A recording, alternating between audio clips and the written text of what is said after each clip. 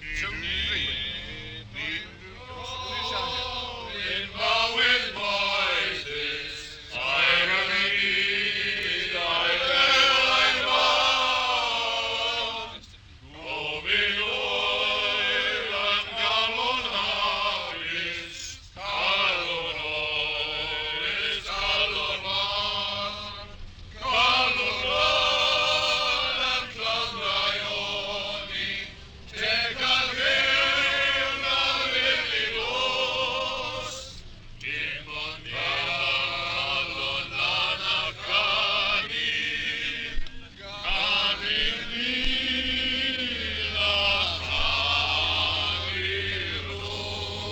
Be fyddwch chi'n neud neithiwr?